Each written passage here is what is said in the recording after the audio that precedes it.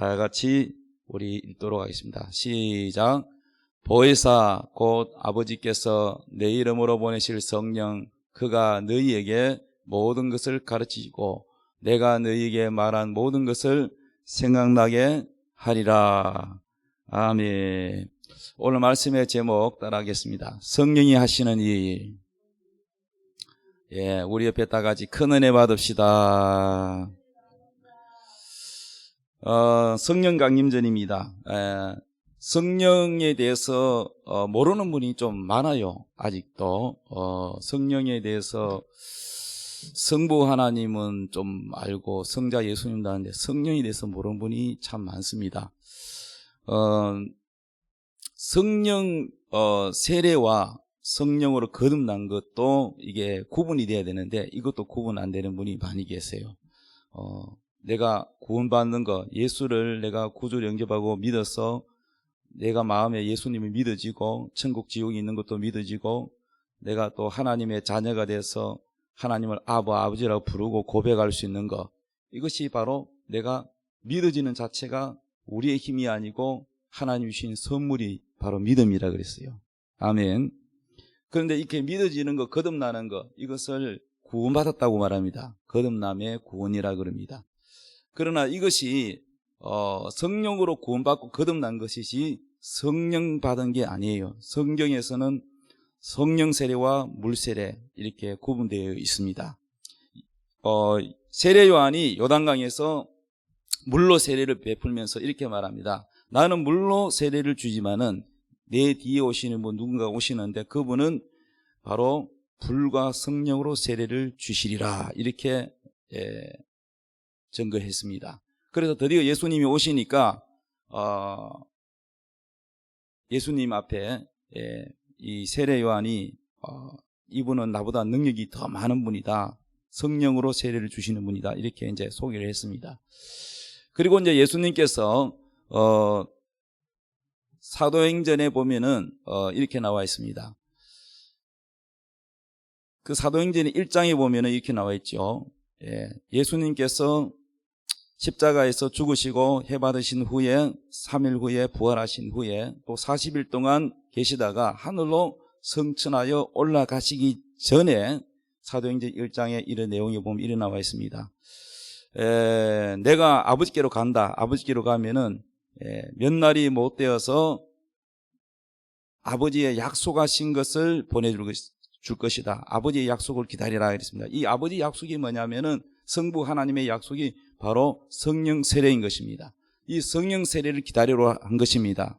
그러면은 성령 세례는 언제 왔느냐? 사도행전 2장의 오순절날이 이미 이름에 그때에 120명이 성령 세례를 받고 방언을 말하며 하나님의 성령의 불이 떨어졌습니다. 그게 바로 오순절날 때 성령이 처음으로 온 것입니다. 그럼 그전에는 성령이 왔느냐? 안 왔습니다. 성령이 아직 안 왔다고 하는 성경구들도 있습니다.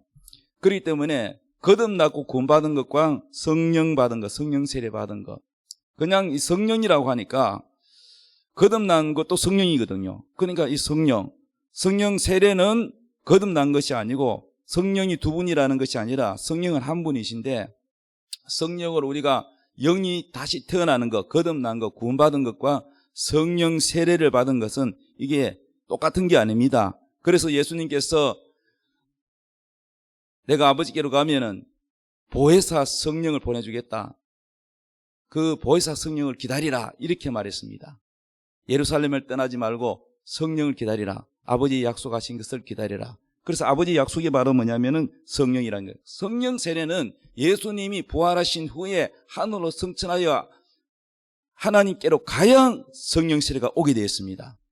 이게 순서입니다. 그래서 성령 세례가 온 것이 바로 오순절날 사도행전 2장의 마가다락방에 성령 세례가 임한 것입니다. 그래서 성령을 받으니까 성경에 보니까 불의 같은 것이 각 사람 머리에 머물러 있게 되고 사람들이 다 성령 충만함을 받고 성령이 말하게 하심을 따라 방언으로 말을 했다 이렇게 되어 있었습니다. 그래서 각국의 유대인들이 외국에 흩어져 살다가 오순절날 이 절기를 지키기 위해서 예루살렘에 온 것입니다. 왔는데 그래서 각국에 사니까 유대인이지만은 다른 나라에서 여러 나라에서 사는 사람들이니까 그 나라에 가서 살기 때문에 그 나라의 언어는 잘 알죠. 그런데 성령을 받은 이 120명이 하나같이 자기 나라에 사는 언어로, 예를 들면 이집트 언어, 또 뭐 로마 언어, 또는 뭐 독일어, 이런 각국의 언어를 말하는 것을 보고 놀란 거예요. 여러분, 외국어를 유창하게 잘하려면 어떻게 됩니까? 학원을 얼마나 다녀야 되겠습니까? 얼마나 배워야 되겠어요? 대학 4년을 공부해도 영어를 유창하게 말 못하는 사람이 많은데, 그런데 거기에 성경에 보니까 이 성령이 임하시니까 각국의 언어로 이거 말을 하는 거예요. 그래서 그것을 보고 타국에서 온 유대인들이 놀란 거예요. 하나님의 기적을 본 것이죠. 그리고 무식한 사람은 이렇게 말했습니다. 술 취했다, 이렇게 말을 했습니다. 그랬더니 성경을 자세히 읽어보십시오. 집에 가서. 베드로뿐만 아니라 그 사도들이 동시에 벌떡 일어서서, 그것도 미리 무슨 외우고 대본을 미리 맞추고 연습을 한 게 아니고 적석에서 벌떡 일어나서 이렇게 말합니다. 형제들아, 지금 낮 시간에 누가 술 먹느냐? 우리가 지금 이렇게 된 것은 요엘서의 성경이 예언이 이루어진 것이다. 이렇게 요엘서를 소개했습니다. 그래서 그 요엘서를 여러분이 집에 가서 읽어보면 이렇게 나와 있어요. 마지막 때에 내가 내 남종과 여종에게 나의 영을 부어준다. 부어주면 환상을 보고 예언이 임하고 성령이 충만함을 받게 된다는 것을 성경이 예언하고 있습니다. 그런데 그 요엘서의 1장부터 쭉 읽어보시면은 성령이 오시기 전에 어떤 상태에 되어 있느냐 하면은 이렇게 되어 있어요. 그 당시에 요엘서 당시에는 뭐 요즘 말하면은 IMF와 같은 너무나도 경제적으로도 어렵고 정치, 경제, 뭐 문화 모든 면에 어려움이 있었습니다.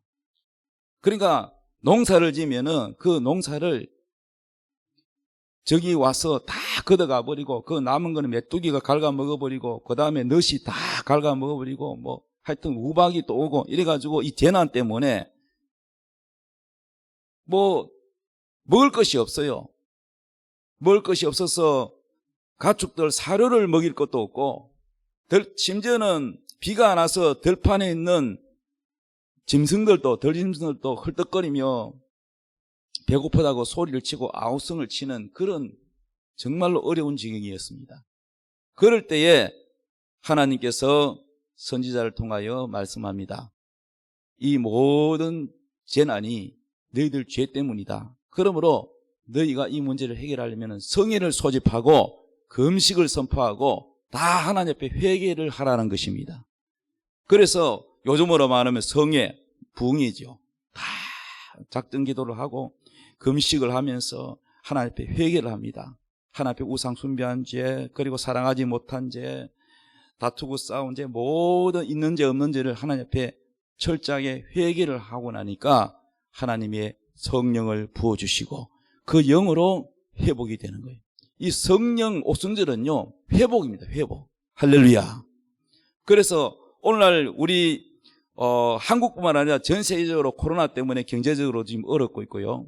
지금 코로나로 인해서 반도체 공급이 안 돼서 자동차도 지금 막 중단이 돼서 지금 일을 하지 못하고 있는 상황이고, 참 수출에도 많은 지장이 있고, 또 뿐만 아니라 개인자 이런 사업하는 분들도 굉장히 지금 어려워서 가게 문을 닫는 경우도 많이 늘어나고 있고, 또 취업하기도 지금 힘들고, 지금이 전 세계적으로 불황이고 어려운 가운데 있습니다. 한국도 예외가 아니고 지금 어렵습니다. 이러한 문제를 해결할 수 있는 게 뭐냐? 여러분, 모든 답은 하나님이 가지고 계십니다. 개인, 가정, 국가 모든 면에 여러분 지금 어려움이 있는데 이것을 우리의 인간의 힘으로 할 수가 없는 거예요. 그래서 이것을 회복할 수 있는 유일한 길은 바로 오순절이 와야 됩니다. 다시 성령 충만함이 와야 됩니다. 할렐루야. 한국교회가 추구하는 게 뭐예요? 성령 충만이에요. 성령 충만하기를 원합니다. 여러분이 언제 제일 행복했습니까? 제일 행복한 때가 언제예요? 은혜를 제일 강하게 받고 성령 충만해서 기쁨이 충만하고 하나님의 은혜를 받아서 하늘이 날아갈 것 같은 그런 체험을 한 적이 있습니까? 그때가 제일 행복하지 않았습니까? 그때로 다시 돌아가고 싶지 않습니까? 근데 나는 요즘 예배를 드리도 메마르고 눈물이 나지 않고 기도를 해도 기쁨이 없고 찬송을 부르도 마음이 시원하지가 않다. 성령 충만이 떨어진 것이죠. 그러므로 모든 이 성령 충만을 경험한 사람은 그때로 다시 돌아가고 싶어 합니다. 첫사랑을 다시 회복하고 싶다. 다시 하나님과 관계가 깊어지고 싶다. 이 간절한 소망을 가지고 있다면 여러분이 다시 이 요엘서로 돌아가야 됩니다. 오순절 마가다락방에 성령의 불이 떨어진 것은 그냥 떨어진 것이 아니고 바로 요엘서의 그 예언이 이루어졌다고 베드로와 사도들이 벌떡 일어나서 똑같이 그 얘기를 합니다. 그래서 그 요엘서의 사건이 오순절로 나타났는데 우리도 오늘날로 마찬가지로 성령 충만 오순절이 다시 오려면 어떻게 되느냐? 우리 한국교회가 전부 회개해야 됩니다. 기도해야 됩니다. 하나님 앞에 철저하게 회개해야 됩니다. 코로나로 인해서 예배를 소홀히 한 것도 회개해야 됩니다. 여러분, 다니엘은 사자굴 속에 들어가는 줄 알면서도 목숨이 위태롭고 죽을 줄 알면서도 전에 하던 대로 하루에 3번 기도하는 것을 멈추지 않았습니다. 그만큼 하나님 앞에 예배를 소중히 여겼습니다. 그러나 여러분, 코로나 때문에 겁이 나가지고 하나님 예배보다 내가 더 소중하고 내가 병들지 않는 것이 소중하게 여기는 것, 이런 모든 것들이 하나님이 우선이 아니고 내가 우선이 되고 또 내 자녀가 우선이 되고 내 사업이 우선시 되면 이게 우상이에요. 우상이 여러분 무슨 동상 앞에 절하는 것만 우상이 아니라 아브라함이 이삭을 낳고 난 다음에 100세에 낳았으니까 얼마나 귀엽고 눈만 뜨면은 하나님 생각보다 이삭이 생각이 먼저 난 거예요. 그랬더니 하나님께서 이삭을 모리아산에 가서 제물로 바치라고 했습니다. 왜 그럴까요? 그전에는 눈만 뜨면 하나님이었는데 이삭을 낳고 난 다음에는 눈만 뜨면은 이삭의 얼굴 보러 가는 거예요. 이 마음의 중심의 첫 번째가 하나님이 되지 않으면 그게 우상입니다. 하나님보다 어떤 사람은 늘 예배 시간에 주식에 관심이 있어가지고 폰으로 주식을 보고 일할 때도 주식을 보고 또 부동산을 보고 그 사람 마음에는 돈이 주인이에요. 그래서 성경에는 뭐라고 그랬습니까? 두 주인을 섬길 수가 없다 그랬어요. 하나님도 섬기고 돈도 사랑하고 두 주인을 섬길 수가 없다 그랬어요. 그러므로 여러분, 하나님 앞에 오늘날 돈이 우상이 되고 그리고 자기 자신이 하나님보다 더 우선시 되는 우상이 되고 그 밖에 오락과 쾌락이 우상이 되고 이러한 우상을 다 회개해야 됩니다. 이게 무슨 죄인지 아닌지도 모르고 살아갑니다. 또 어떤 사람은 우상의 제물을 먹습니다. 그것이 그냥 음식인 줄 생각합니다. 그러나 성경은 요한계시록의 7교회 중에 여러분 분명히 한 교회에 뭐라고 그럽니까? 우상의 제물은 바로 귀신과 교제하는 것이고 바로 그것이 우상이라고 말하고 있습니다. 그래서 자기가 죄인지 아닌지도 모르고 지는 사람이 많아요. 그래서 그 우상 제물을 먹는 그 교회는 병든 사람이 많고 침대에 누워있는 사람이 많고 심지어는 자식이 죽어가는데도 못 깨닫는 거예요. 그러니까 이게 죄인 줄 모르고 짓는 사람도 많습니다. 여러분, 오늘날 오순절이 다시 경험하려면 하나님 앞에 우리가 성경을 읽고 우리의 죄를 깨닫고 발견하고 하나님 앞에 철저하게 회개해야 됩니다. 그러면 성령을 우리에게 다시 충만하게 해주십니다. 성령 세례를 받지 못한 사람은 성령을 구하면 하나님이 선물인 성령을 주십니다. 그러나 성령을 받은 사람이 기쁨을 잃어버리고 은사도 다 소멸돼 버리고 충만함이 없어진 것은 바로 무엇입니까? 성령 충만함을 다시 받아야 됩니다. 성령 세례는 한 번이지 2번 받는 거 아닙니다. 그러나 성령 충만은 반복입니다. 반복. 여러분, 건전지 배터리 늘 충만한 거 아니잖아요. 완충을 하려면 밤새도록 꼽아놔야 완충이 됩니다. 그러나 계속 사용만 하고 충전시키지 않으면 어떻게 돼요? 전원이 꺼져버리겠죠. 오늘날 우리도 성령 세례는 받았지만은 그러나 늘 충만하려면은 회개하고 기도하고 성경 읽고 그리고 우리가 받은 은사를 활용해야 됩니다. 성령 세례를 받은 사람은 방언의 은사, 예언의 은사, 통역의 은사 여러 가지 은사가 있습니다.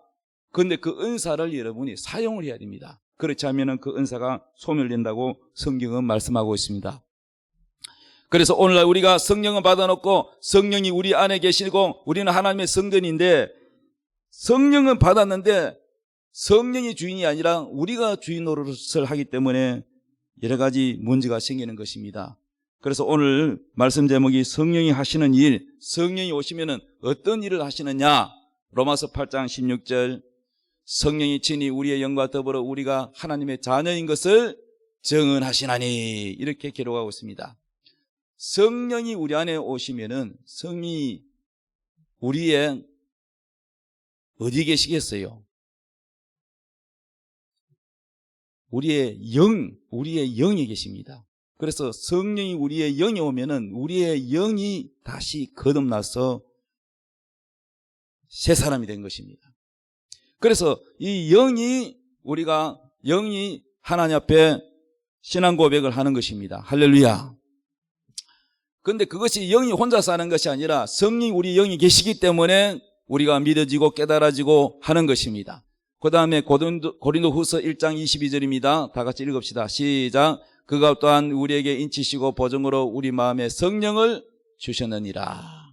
자, 성령을 왜 주셨냐? 우리 여기서 성령을 주셨다는 것은요, 성령 세례를 말하는 겁니다. 여기서 그냥 성령이니까 거듭난 성령만 말하는 게 아니고, 자, 성령 세례를 받은 사람은요, 이게 보증입니다. 보증. 성령 세례를 받은 사람은 하나님이 우리를 너를 택했고 내가 너를 구원했다는 보증이에요. 보증. 여러분이 물건 사면은 보증서가 있죠. 예, 금방에 가서 다이아몬드를 구입하면 이것이 진짜라는 것을 순도가 몇 도라는 걸 이거 보증서가 있듯이 우리가 성령을 받으면 하나님께서 우리를 보증하신다는 것, 성령이 우리를 보증하신다는 것입니다. 그리고 우리를 인을 쳤다는 거예요. 너는 내 것이다. 할렐루야. 자, 그 다음에 사도행전 1장 8절 읽읍시다. 시작. 오직 성령이 너희에게 임하시면 너희가 권능을 받고 예루살렘과 온 유대와 사마리아와 땅 끝까지 이르러 내 증인이 되리라. 제 경험으로는요, 저는 26살 때 성령을 받았습니다. 성령을 받으니까 어떤 현상이 일어나냐. 오늘 사도행전 1장 8절에 있는 말씀 그대로 밤이고 낮이고 내 마음속에는 어떤 마음이 오르느냐.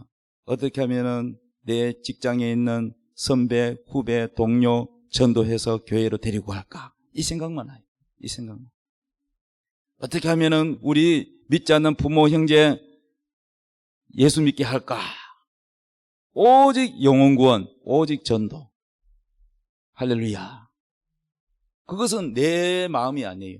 내 속에 계신 성령이 소원을 일으키는 거예요.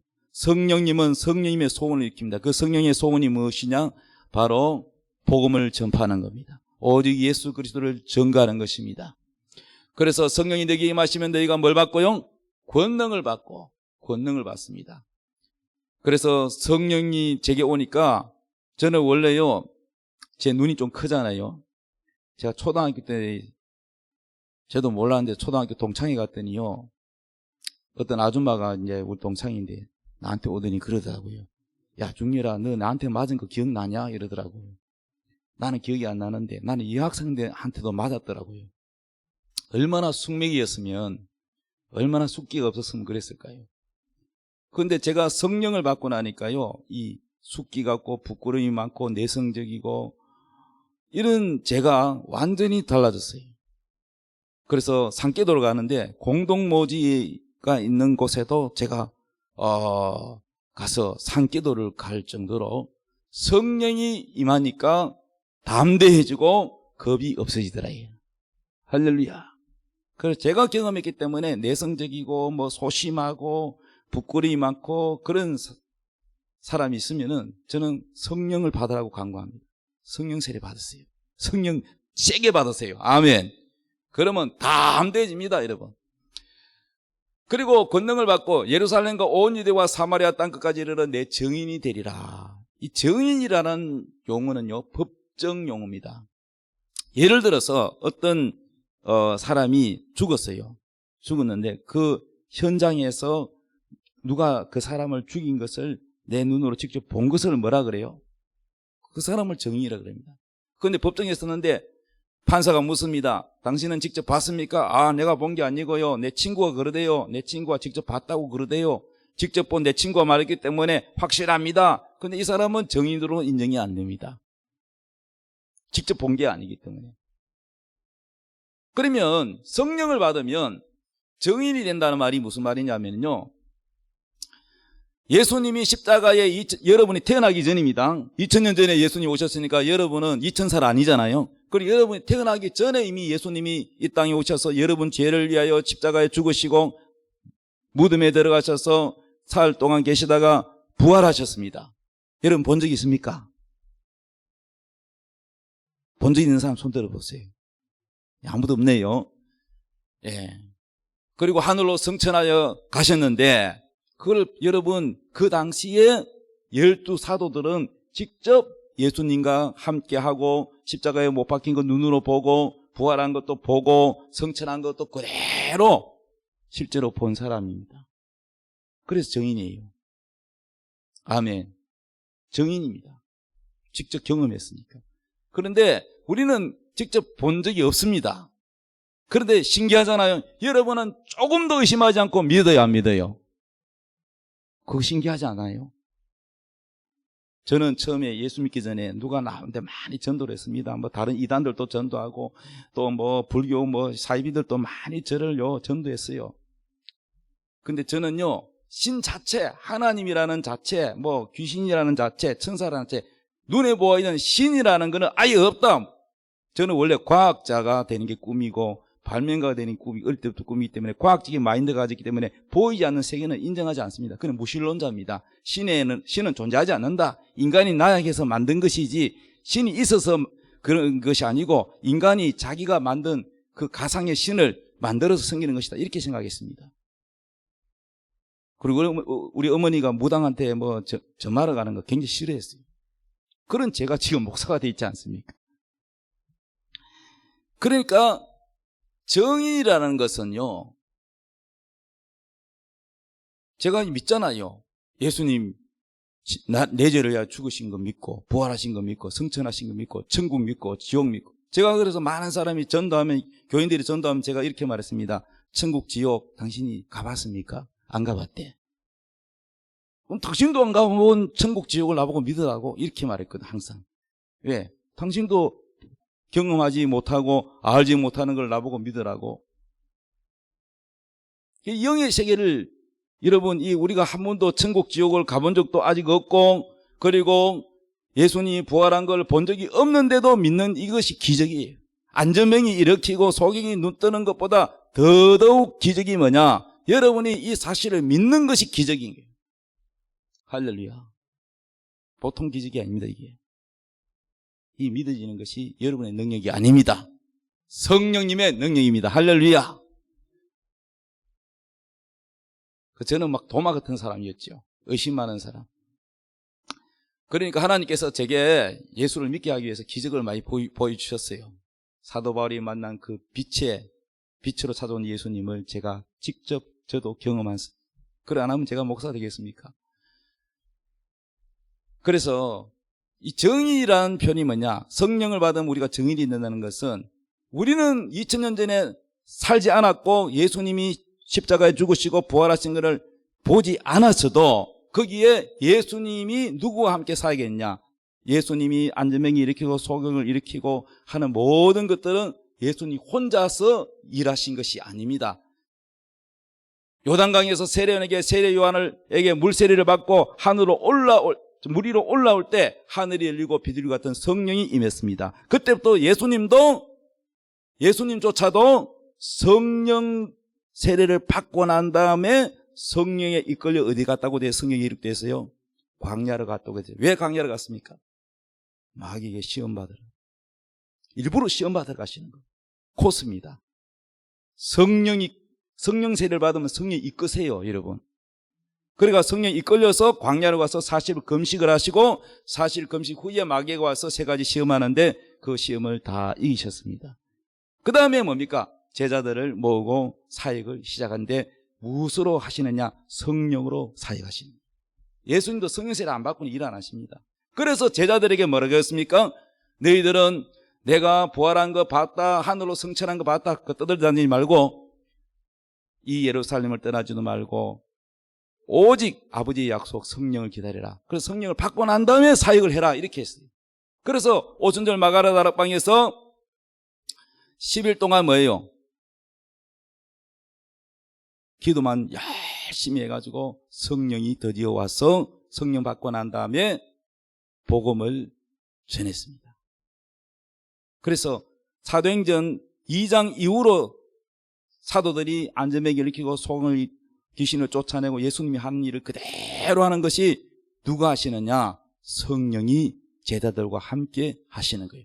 예수님과 함께 하셨던 그 성령, 동일한 성령님이 제자들과 함께 하셔서 그래서 사도행전은 다른 말로 하면은 성령 행전이다. 할렐루야. 따라합시다. 사도행전은 성령의 행전이다. 성령이 일하시는 것, 사도들과 함께 일하시는 것, 동력자로 하나님 밭이요 하나님의 동력자라. 할렐루야. 오늘날도 마찬가지예요. 오늘 하나님께서 성령님께서 성령을 받은 자를 통해서 복음을 전가하고 병든 자를 고치시고 귀신을 쫓아내고 자유를 주십니다. 그거는 사람이 하는 게 아니에요. 성령이 하시는 겁니다. 할렐루야. 그래서 정리란 말을 지금 제가 말씀드리려고 하는 게 뭐냐면은 우리는 직접 본 적이 없는데 성령이 우리 안에 들어오면 예수님과 함께 사역했기 때문에 성령님은 증인이잖아요. 예수님 십자가에 죽으시고 부활할 때 그 부활을 예수님을 다시 살아나게 한 게 누가 하셨어요? 성령님이 하셨어요. 부활시키는 거 성령님이 하십니다. 성령으로 살아나신 거예요. 할렐루야. 그러니까 예수님과 함께 출발해서 성령으로 말씀을 증가하시고 성령으로 병을 고치시고 성령으로 부활하시고 이 모든 것이 성령님은 예수님과 함께 계신 증인이에요. 그래서 성령을 뭐라고 부른다고요? 보혜사. 보혜사가 뭡니까? 보혜사는요, 변호사 이런 뜻이에요. 보혜사는 헬라어로는요, 파라클레토스입니다. 파라클레토스인데 이거를 한자로 번역할 때 한자로 하면은 보혜사가 됩니다. 보혜사. 보혜사란 말은 다른 말로 하면 대언자, 따라합시다. 대언자, 변호사, 중재자, 대변자, 또 영어 성경으로 번역할 때는 상담자, 조력자, 위로자 이렇게 번역되어 있습니다. 그러면 성령님은 무엇을 변호합니까? 예수 그리스도가 바로 우리의 구주 그리스도라는 것을 증거하는 변호자입니다. 예수님은 죄가 없는데 십자가에 죽으셨어요. 그래서 이분은 죄가 없는 분인데 십자가에 죽으셨다. 예수 그리스도는, 너희들이 죽인 예수 그리스도는 이단이 아니고 또 사람이 아니고, 자, 신성모독죄로 십자가에 매달았잖아요. 네가 하나님이라고, 네가 하나님의 아들이라고 그랬는데 유대인들이 그렇게, 바리새인들이 예수님을 미워했는데 이 보혜사 성령님이 이 예수님에 대하여 그동안 알지 못하고 억울했던 그 모든 것들을 증언해 줍니다. 그래서 오순절 마가다락방에 사도들이 성령을 받고 난 다음에 복음을 전했더니, 전에는 이단이라고 잡아가지고 예수님을 죽이고 제자들도 잡아가지고 가두고 때리고 했던 그들이 제사장마저도 뭐요? 회개하고 형제들아 어찌할꼬 하면서 회개하는 역사예요. 이게 왜 그럴까요? 성령으로 복음을 전하니까 열리는 역사가 일어나는 겁니다.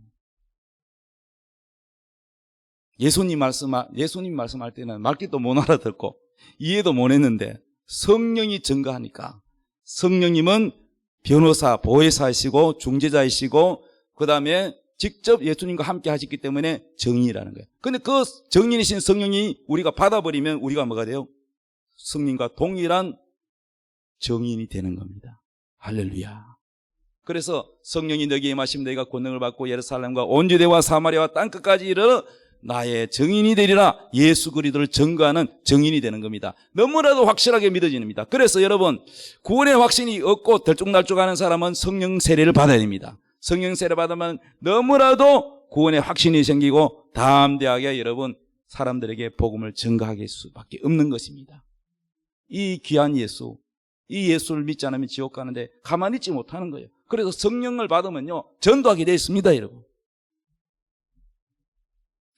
그 다음에 성령이 어떤 일을 하시느냐? 누가복음 4장 18절 읽읍시다. 시작. 주의 성령이 내게 임하셨으니 이는 가난한 자에게 복음을 전하게 하시려고 내게 기름을 부으시고 나를 보내사 포로된 자에게 자유를, 눈먼 자에게 다시 보게 함을 전파하며 눌린 자를 자유롭게 하고. 아멘. 누가복음 4장 18절에 있는 말씀은요, 성령이 예수님에게 임하셨다. 이는 성령이 왜 임하시느냐? 이는 그 이유는 가난한 자에게 복음을 전하게 하려 하시려고. 자, 성령이 임하는 이유는 가난한 자에게 복음. 이 가난은요 물질적으로 가난한 얘기를 안 합니다. 심령이 가난한 자. 답다. 심령이 가난한 자. 심령이 가난한 자는 복이 있나니 천국이 뭐요? 저희 것이며. 여러분, 심령이 가난하다는 말은요 정확하게 표현하면 물론 뭐 사람이 교만하고 돈 많고 마음이 높은 사람은 예수 사람 믿겠죠. 근데 심령이 가난하다는 얘기는 돈을 말하는 게 아니고 예수님을 마음에 모셔드릴 수 있는 상태를 심령이 가난하다 그럽니다.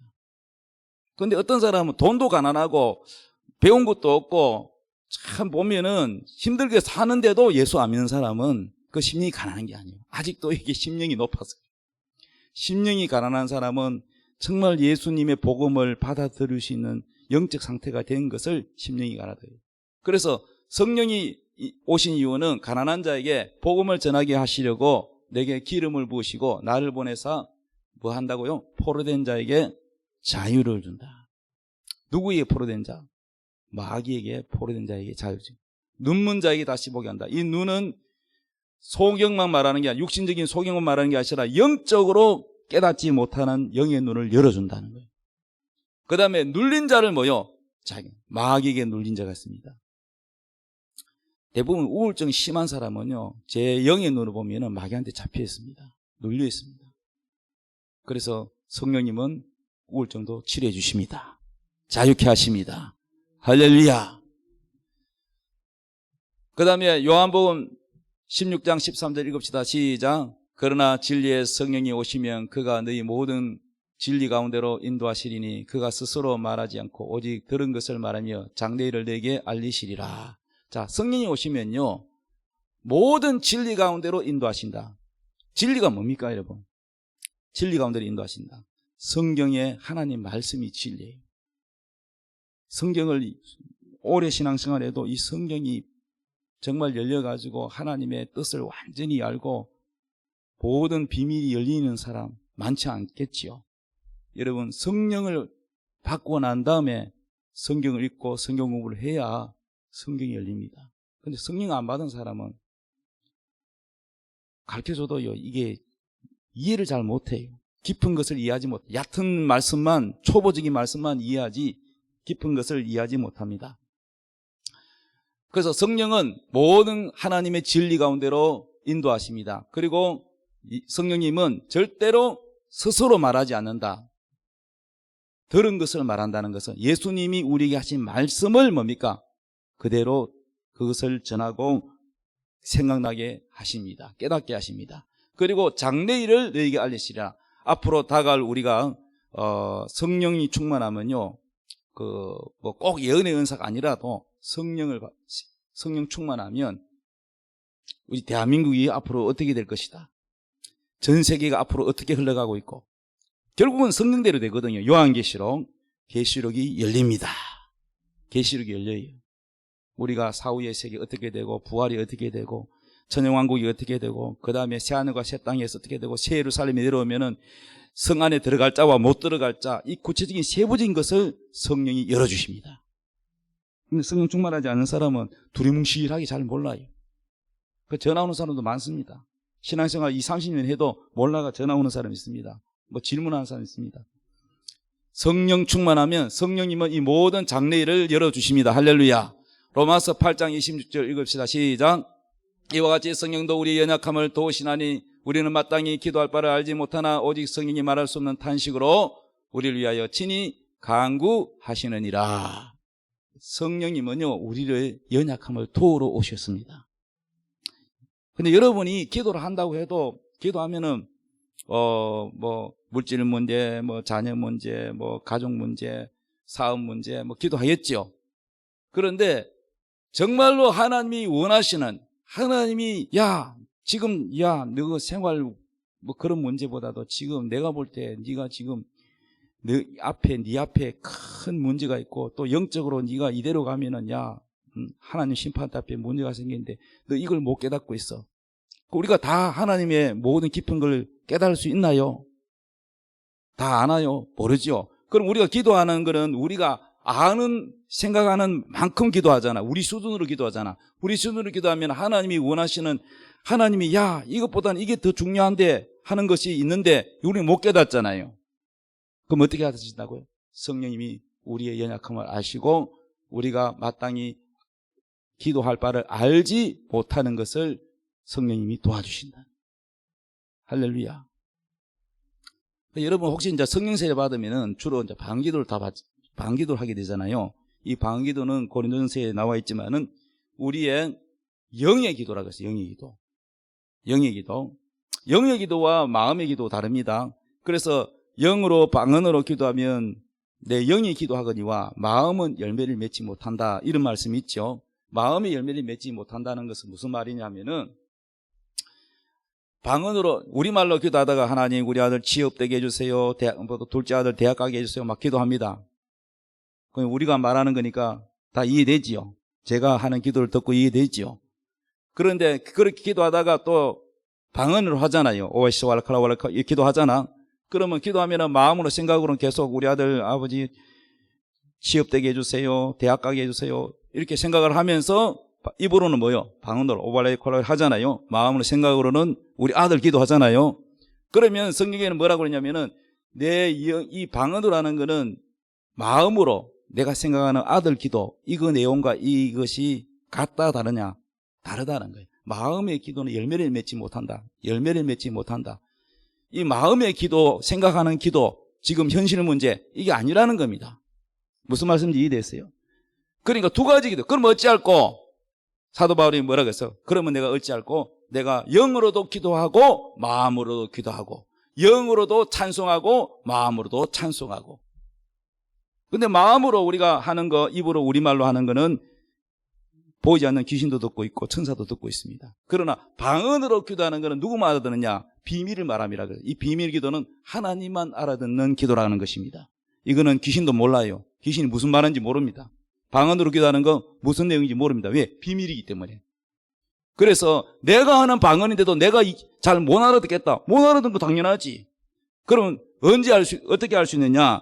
방언 기도는 방언 통역의 은사를 받은 사람이 통역이 됩니다. 그런데 내가 통역 은사를 받다면 내가 방언하고 내가 통역하고 내가 방언하고 내가 통역해서 내 방언을 무슨 기도라는지 알 수는 있습니다.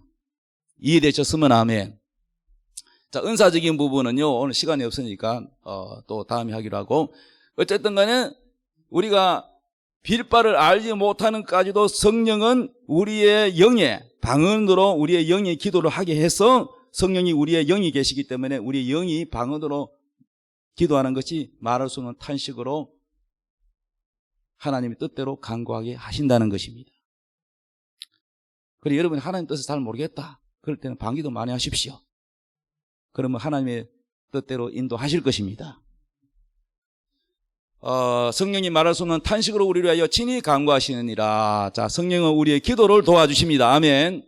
그리고 여러분 기도할 때 그냥 기도하지 마시고 이렇게 하십시오. 보혜사 성령님, 내가 기도를 하려고 합니다. 나는 기도할 바를 깊이 하나님이 원하시는 기도, 가장 지혜로운 기도를 잘 모릅니다. 성령님 도와주시옵소서. 무엇이든지 여러분은 성령님을 의지하십시오. 전도하는 것도 성령님이 함께 해달라고 여러분 성령님을 의지하시고, 성경 읽기 전에도 성령의 감동으로 기록된 이 모든 말씀은 성령님이 기록하신, 성령님 이것을 내가 읽어도 깨닫게 해달라고 항상 시작하기 전에 보혜사 성령님을 의지하시기 바랍니다. 성령님은 여러분을 돕는 자로 계십니다.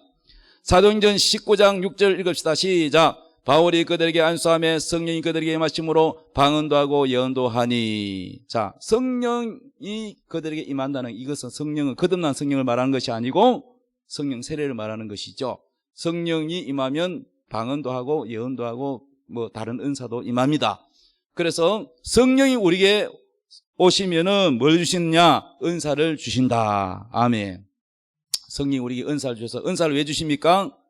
예언회가 돈 벌으라고? 예. 은사는 받았는데 잘못 활용하는 사람은 나중에 주님 심판대 앞에 가서 내가 너를 도무지 모른다 할 수 있습니다. 따라서 은사는 개인의 유익이 아니라 교회의 유익을 위해서, 그렇죠, 몸된 교회를 섬기라고 주는 것입니다. 그래서 코, 눈, 입 이게 다 다른데 코가 눈 보고 야 너는 쓸데없다 이렇게 할 수 없고, 손가락도 여러분 다 다르잖아, 크기가.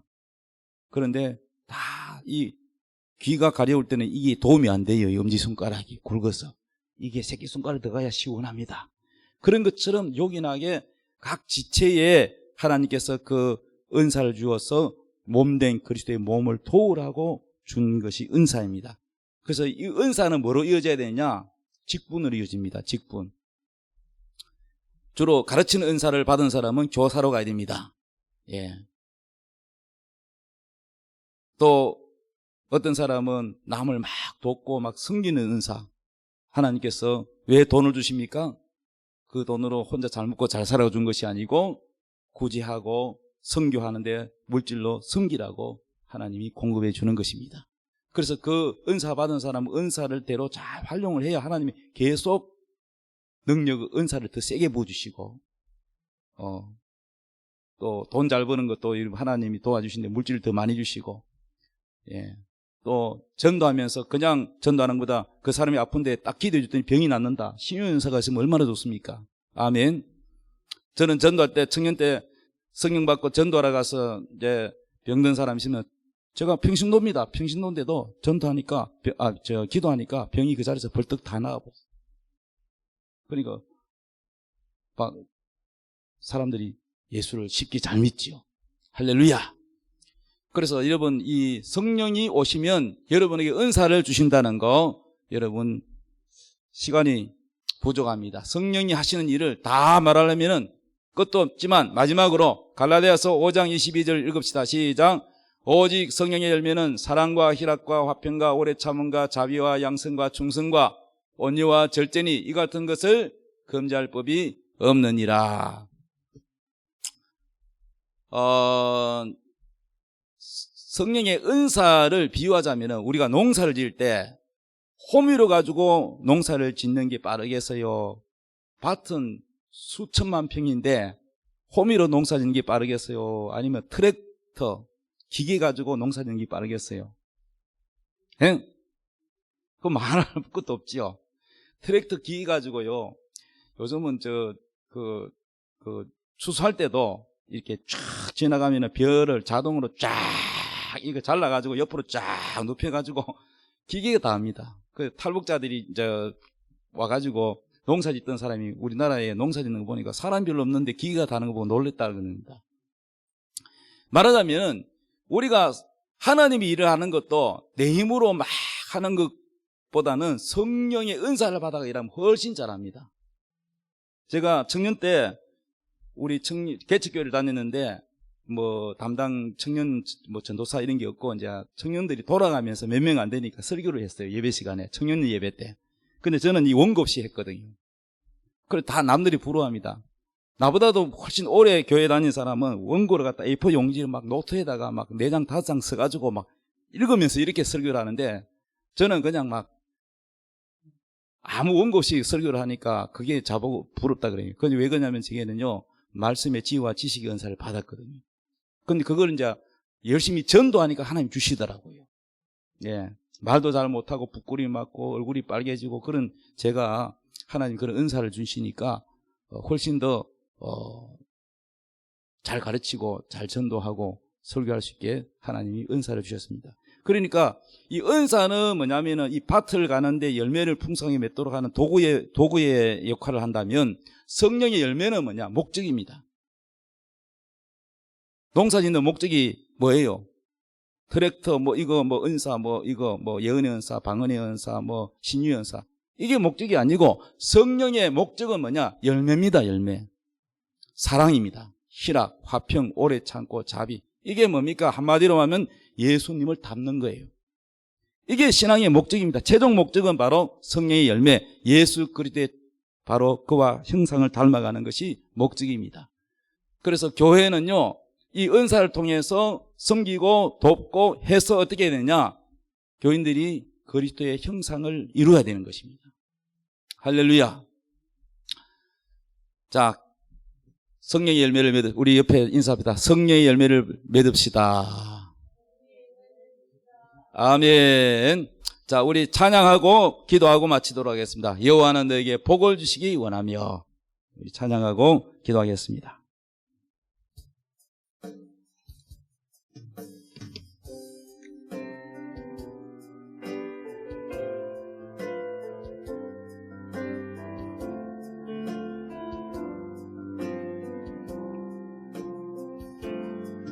여호와는 너희에게 복을 주시기를 원하며 너를 지키시기를 원하시며 여호와는 그 얼굴을 늘 향하여 드사 은혜와 평강 주시기 원하노라. 여호와는 너희에게 복을 주시기를 원하며 너를 지키시기를 원하시며 여호와는 그 얼굴을 너를 향하여 드사 은혜와 평강 주시기 원하노라. 너를 보배롭고 존귀하게 여기시는 하나님이 내 삶 속에서 이 약속을 신실하게 이루시리. 땅에 기름진 것으로 하늘에 신령한 것으로 너를 복주시고 지키실 하나님이 너의 영혼 잘 되도록 은혜 베푸시며 평강으로 인도하시리. 이 시간에 우리 기도하겠습니다. 주님, 성령님을 우리 마음에 모셔놓고 내가 주인 노릇한 것을 회개합니다. 성령님께 맡깁니다. 성령님이 우리를 주관하시고 우리의 연약함을 도우신다고 했사오니 내가 하나님 뜻을 잘 모르겠습니다. 내 죄로 인하여 하나님과 나와의 관계가 멀어졌고 내 마음에 기쁨이 사라졌습니다.